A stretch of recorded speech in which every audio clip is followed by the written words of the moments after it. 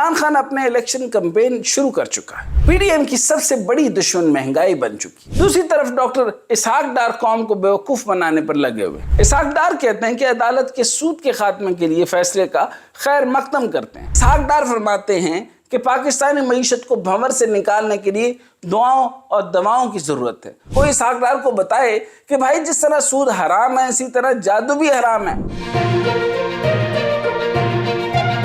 السلام علیکم، میں ہوں ڈاکٹر حسنین جاوید اور آپ دیکھ رہے ہیں میرا ڈیجیٹل چینل۔ پی ڈی ایم اپنی حکومت کو طول دینے کی بھرپور کوشش کرتی نظر آ رہی ہے، مگر جیسا کہ ہم نے اپنی گزشتہ ویڈیوز میں بھی کہا تھا کہ عمران خان اپنے الیکشن کمپین شروع کر چکا ہے۔ پی ڈی ایم کی سب سے بڑی دشمن مہنگائی بن چکی ہے، اور جو بھی معاشی حالات ہیں لگتا نہیں کہ حکومت عوام کو کچھ ریلیف دے سکے گی۔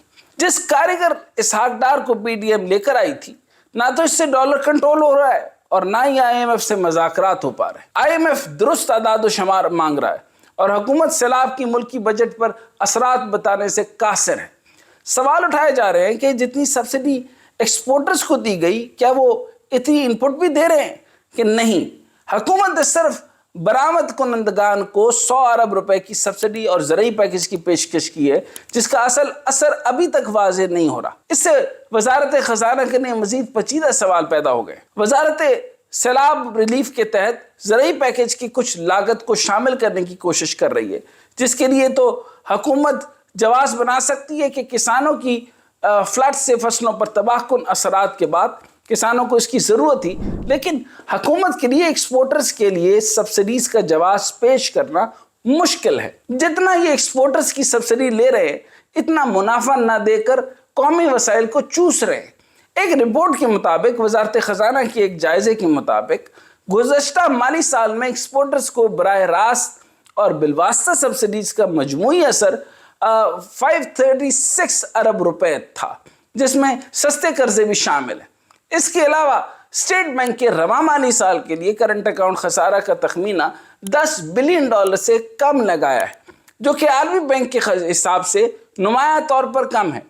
ویسے تو پرائمری بجٹ سرپلس کر کے دکھایا جا رہا ہے، مگر فنڈ اور انٹرنیشنل لینڈرز کو مطمئن کرنا آسان نہیں۔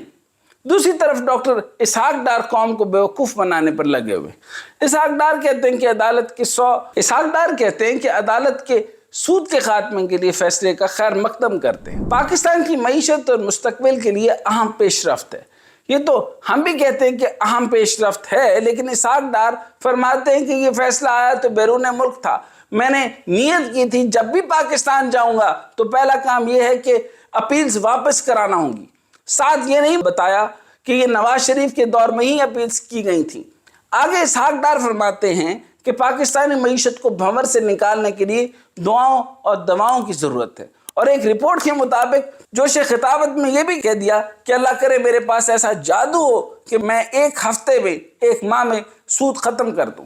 لیکن ریاست کا کاروبار ہے جس میں سود 75 سال سے جاری ہے۔ کوئی اسحاق ڈار کو بتائے کہ بھائی جس طرح سود حرام ہے اسی طرح جادو بھی حرام ہے۔ آپ کا ڈالر پر جادو نہیں چلا، آئی ایم ایف پر ابھی تک نہیں چلا، معیشت پر نہیں چلا، تو اب آپ سود سے پاک بینکاری پر اپنا جادو چلانے نکل پڑے۔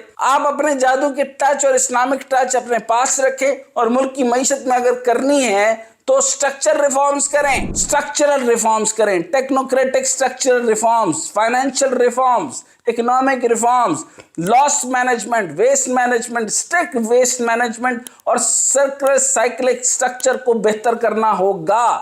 جیسا کہ میں نے پہلے بھی کہا کہ سیاست بہت بے رحم ہوتی ہے، اس کا عوام کی بھلائی سے کوئی تعلق نہیں ہوتا۔ اس طرح معیشت بھی بے رحم ہوتی ہے۔